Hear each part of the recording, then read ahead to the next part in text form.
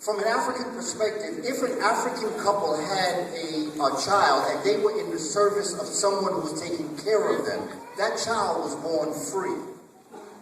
Those people in servitude to those Africans were considered human beings. They were not compared to the cows and the goats. What Europeans did is they took this social order that Africans introduced to Europe and they superimposed feudalism. Feudalism is legal enslavement. That's why he was called the Lord, and you had the feudalism. So what Europeans did post-1492 was to take their feudal slavery, because the word slave is a Eurasian word coming from Slav, and superimpose their demonic nature over social servitude that Africans had, and they made it a law. There's a difference. So when we teach our children that Africans had slaves, no, Africans did not have slaves. Africans had servants.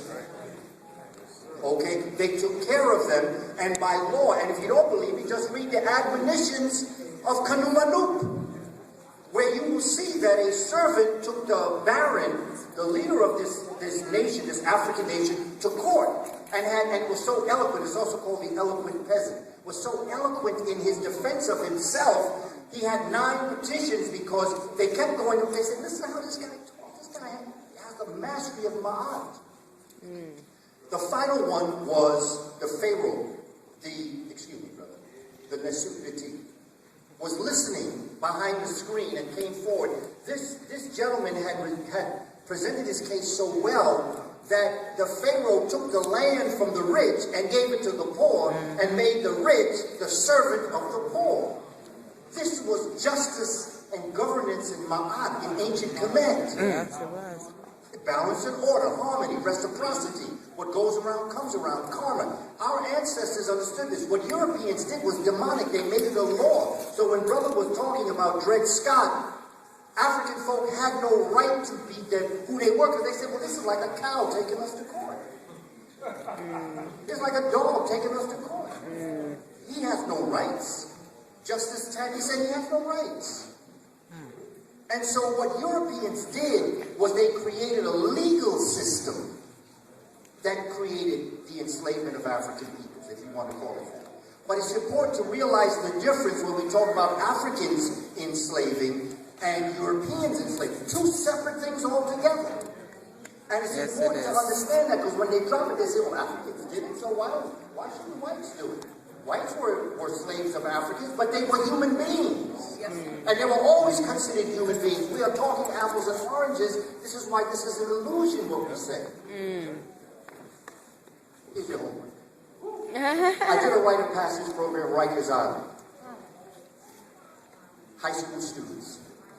There was a brother who, as part of the rite of passage program, this was the end of the rite of passage program, because we were trying to take these brothers through a process in Rikers. They didn't let me back on that island again after this happened. And I understood that we were successful. And the correction officer was saying, hey, man, I want a job. If these guys ain't in prison, I ain't got a job. That's the whole system. So, this brother got up and he sang a song. And he sang, I Believe I Can Fly. Okay. And,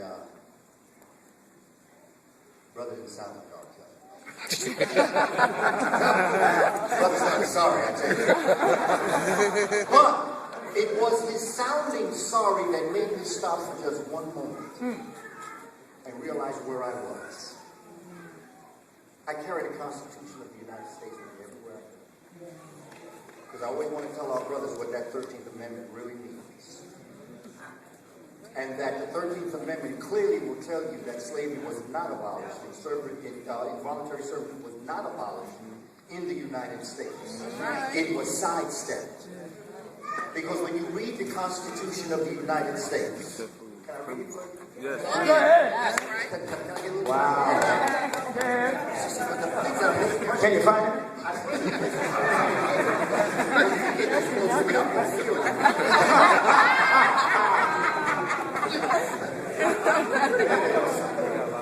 I carry 2 constitutions.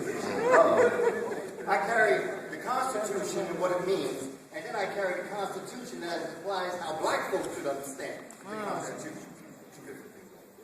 Okay, here's the 13th Amendment.